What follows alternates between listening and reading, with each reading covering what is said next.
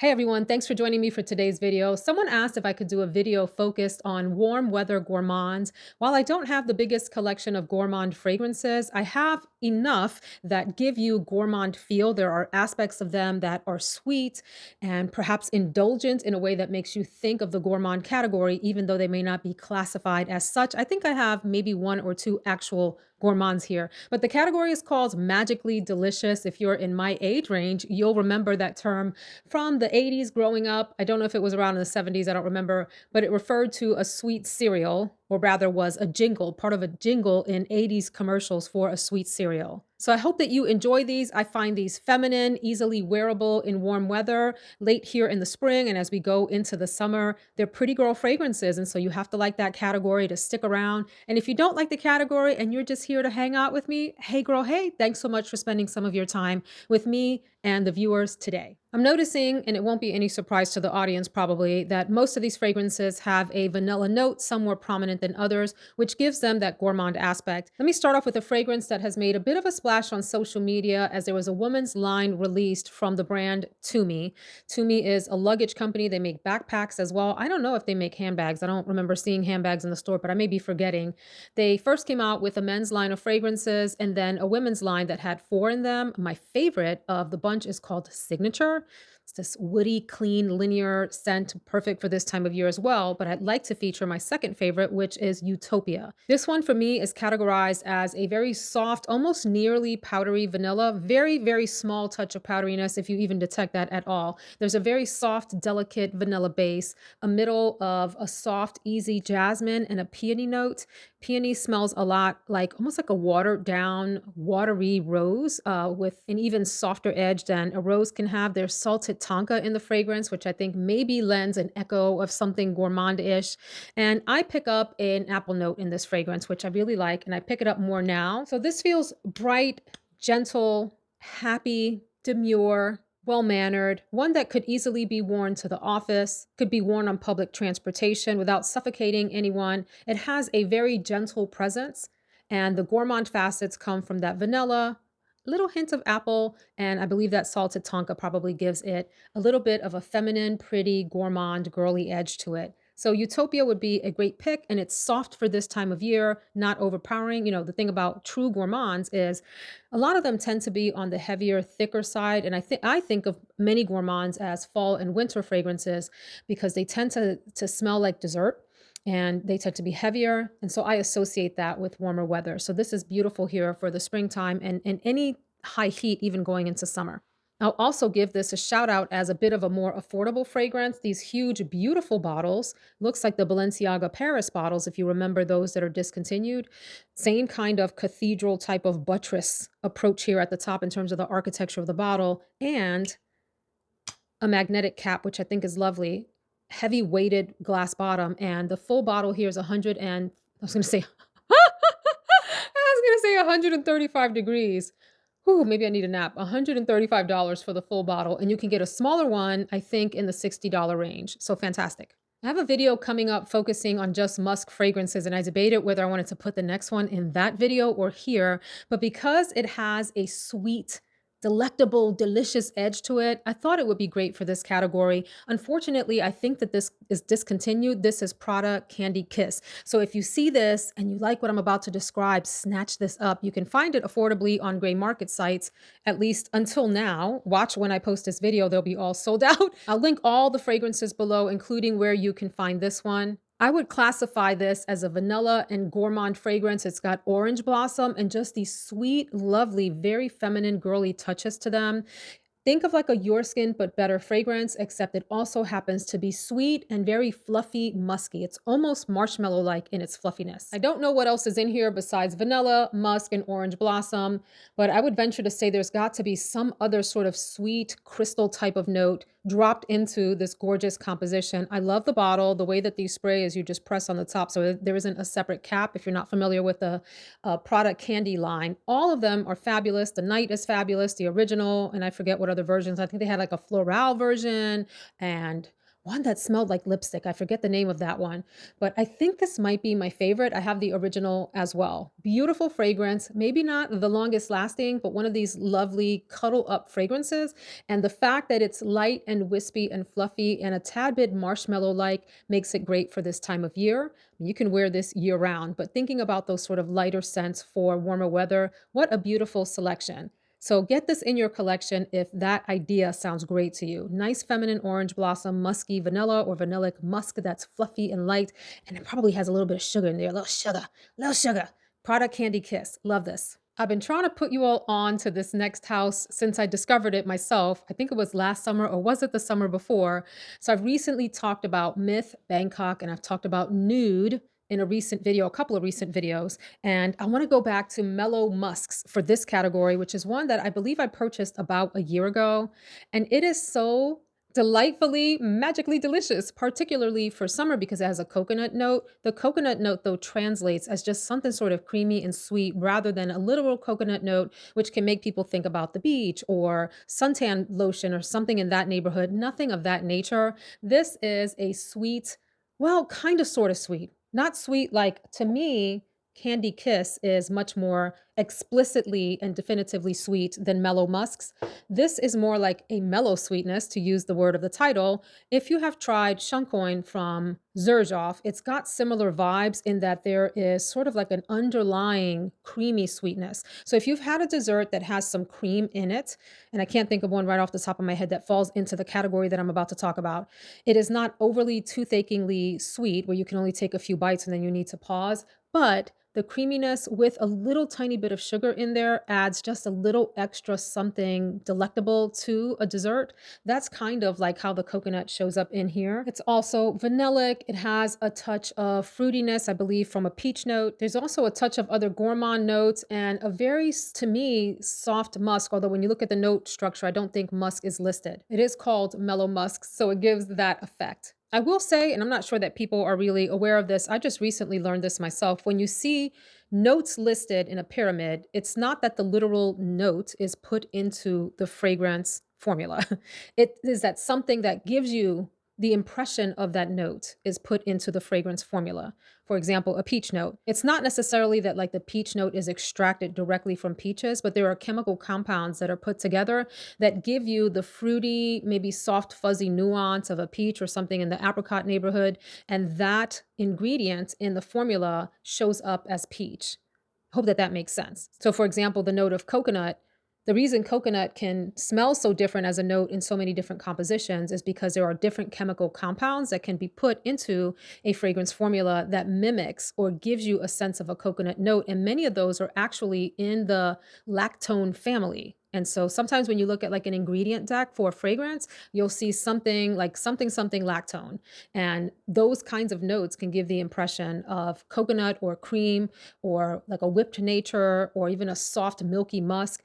So anyway, we can get into the science of all of that another time, but this is delightful and this house is really worth exploring. I think you can get these bottles for about under $100. So Mellow Musks, worth checking out. Speaking of coconut, perhaps one of the most amazing smells, at least on the opening and in the mid. In the dry down, it kind of just sort of fades into a delicious little skin scent.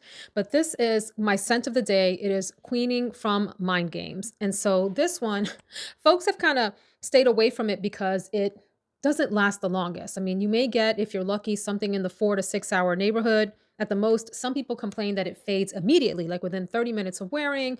And I will say that the opening amazingness of this does kind of sort of die down after about 30 minutes to 45 minutes, somewhere in that neighborhood. And then you're left with this magically delicious sort of skin scent. And it gets even more skin scenty deeper into the experience until you just can't smell it anymore. At least that's my experience. And you have to re up probably midday. But oh my God, when you talk about magically delicious, this is one of the fragrances that can be sort of the epitome of that. It opens up very fluffy, sweet, cloud-like, vanillic, supposed to have a coconut note, but again, that coconut almost shows up like this wispy, musky, cloudy sweetness. There's a beautiful orris note that lends some powderiness to the fragrance, and it's just delicious. It's got this beautiful like softly done sweetness to it that is intoxicating. It is intoxicating. You can't stop sniffing this. There's another fragrance here that reminds me of this that I will save toward the end. They have some similarities.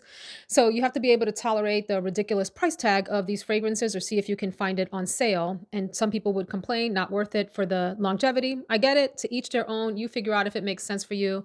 But I love this scent. It is so delicious, so beautiful, so dreamy when you put it on. When you first spray it, you want to continue to just spray all over. In fact, let's get some more on here. Yeah, you're just in like this beautiful, sweet cloud of princess deliciousness for a good 30 minutes, 45 minutes, something like that. Oh, beautiful. Absolutely beautiful. Can't get enough of this. Of course, wish the opening of this lasted much longer, but here we are, and I love this. Just like intoxicating. Intoxicating. Speaking of intoxicating fragrances, me and this next one, we roll deep. We are like thick as thieves. In fact, I am on a daily basis considering forsaking all other fragrances to go spray this one on. And it is a newer one. And maybe you'll blame it on it being new, but I blame it on being freaking amazing. Maison Mataha Prunt Blanc. Wow. Love on first sniff. I've been sniffing this as drive-by sniffs every now and then. Did 2 full day wears, several evening wears at this point. I just cannot get enough of this perfume. It is girly, feminine perfection in a bottle with a touch of gourmandness. I wouldn't call this a gourmand fragrance, but wow. Wow and more wow.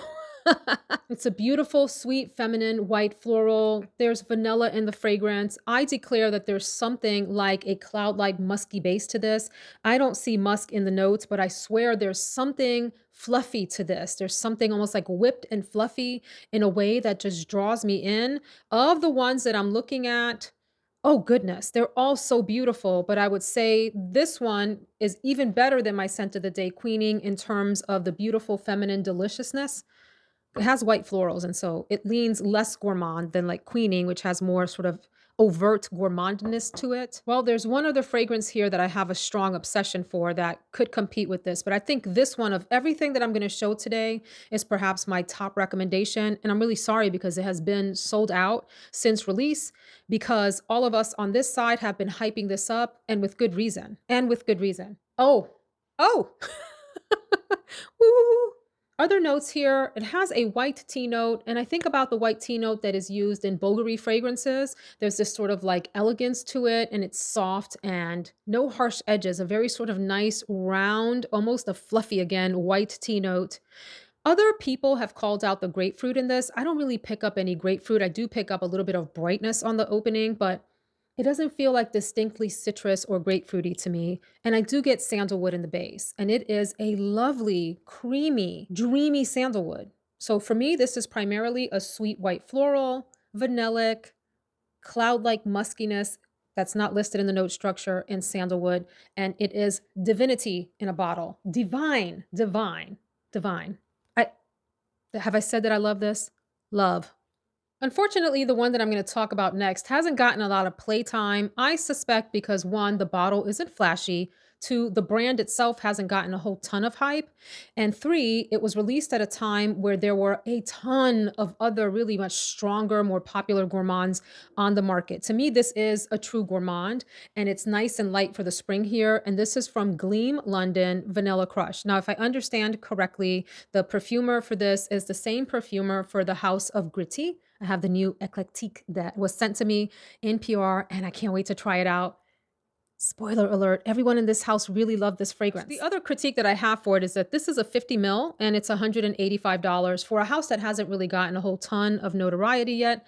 So, some folks complain about that. Really sort of simple bottle. You get the idea. But the notes here that are called out: vanilla, iris, pear blossom, burnt sugar, and white musk. And so what you get here is a light, wispy vanilla that has some sugar in it, a little tiny bit of fruity brightness, and it's a super duper wearable in the same way that Utopia is wearable. Vanilla Crush is an easy office fragrance for those of you that like to wear something a little bit sweeter, more feminine, more gourmand to the office. This one is a little bit more mass appealing, Utopia, whereas Vanilla Crush does stay in the vanilla direction. Like this is a gourmand fragrance. And so you have to like to smell a little bit like a cupcake, like the air around new cupcakes that have just come out of the oven. Doesn't smell quite as warm as that, but the sugariness and the vanilla aspects kind of give you that sort of feel. Easygoing fragrance. The reason that I have it in this category is because it is so gentle for spring. Easygoing, vanilla, day to day. If you want to grab and go, and you know you want to smell sweet, the idea of vanilla and burnt sugar and a dash, a little tiny, like 2 drops of fruitiness appeal to you, give Vanilla Crush a sniff. So if you like the idea of Vanilla Crush, but you're concerned that it maybe stays a little bit more youthful and you want a fragrance that has a tad more substance, but is still prominently in the vanilla direction, I think this is a beauty. This is Melipona from Nectar Olfactif, a newer fragrance. Oh my gosh, I'm forgetting, maybe last fall or into the winter. I forget exactly when it was released, but I don't think this is more than a year old. This brand, I believe, released about 4 fragrances at the same time last year, and I tried them all, I think. And this is the one that stood out to me the most. The way that this differs from the last fragrance that I talked about is this has more warmth and depth, but it still stays fairly close to the skin, like an intimate skin scent fragrance. You'll get a little bit of a scent bubble when you first spray it, but as it settles down on your skin, it really is for your own olfactive pleasure or those that are right around you in your scent bubble or that come in close for a hug. And it has a touch of sophistication above perhaps some of the ones that I've talked about so far, with the exception of Prunt Blanc, which I think is plenty sophisticated, even though it also happens to be like girly and feminine and fluffy and all things amazing. But it also has this sophistication from the white florals. This here is like a sophisticated gourmand for those that want to smell in that direction without being overtly delicious, edible. So it has a little bit of magic in that it stays in the softer direction. It has a little bit of a vanilla extract feel to it. So the vanilla here is deeper, a little bit sweeter. There's some light woods and some warm amber tones in the fragrance that give it depth, a little bit more backbone, a little bit more body while keeping it polite, demure, respectful of everyone around it. And it also has a little bit of an airiness. So sweet, warm, woody, and it's beautiful, beautiful, delightful, very light, not a beast mode fragrance at all. And I love this bottle. I think it is so, so pretty. A while back, I received the next fragrance to test, and I said that it reminded me very much of creme brulee from Theodoros Kalatini's. By the way, has anyone tried any of the new gourmand releases from Theodoros Kalatini's? There were 4 new gourmand releases. I don't know if I want to try any of those just because I am, like I said, not really wanting or looking to add heavy gourmands to my collection, but I'm really interested in your thoughts and let me know if you think I should check them out anyway, because you never know what you'll fall in love with. But anyway, what I am talking about is from Fugazzi, and this is Vanilla Haze. So this stayed sold out for a while. I don't know if it's available. Again, I'll look for everything and link it below, but this is like a tenderoni love. Do you remember that song? She's a tenderoni. I won't do it. I won't do it. I won't do it. Will I? No, I won't. It reminds me very much of creme brulee, but it's more sophisticated. It's like 2 tiers up even from creme brulee, which stays like a really playful, thick coconut. To me, it smelled like toffee and caramel, and I forget the other note that it smelled like. This, like, is almost like an artistic interpretation of creme brulee with a little bit more of a sophisticated perfumey touch to it. I think this is freaking amazing. This is one that makes my eyes roll in the back of my head. Notes here: almond, hazelnut, coconut milk, mandarin at the top. Ooh, when I tell you the intoxicating combination of that opening, and it stays that way really through the mid of the fragrance, you start to introduce vanilla pod, tonka bean, and jasmine. There's caramel, cashmere wood, amber, and musk in the base. The resulting composition is, for me, a heavily vanilla fragrance that has some perfumey, like caramel touches to it, a little tiny bit of citrus, very sort of bright perfumey with the addition of florals, and amazing, just amazing, very sweet, delectable, while still feeling like something that the base notes of this fragrance keep it from being in too youthful, sticky sweet, desserty category, along with the florals. And I think it is fantastic. Get your nose on this one if you like gourmand adjacent fragrances. You don't want to smell exactly like a dessert, but you like a little bit of that sort of sweetness to seep over into your fragrance. Vanilla Haze might be that one for you. All right. And then, there was a plethora of vanilla, lemon, sugary fragrances that we were all going crazy for, maybe at the top of 2024 into the summer of 2024. And this one was among the bunch. So I'm going to end out our video today with this beauty, Hufflepuff. So I've become a Harry Potter fan. I don't know if I shared with you all that I neither watched the movies nor read the books, but I was enamored with all of the Universal Harry Potter worlds. Like if you've ever been to Universal Studios in Florida and Universal Islands of Adventure, loved those, loved the concepts that I understood Harry Potter to be about.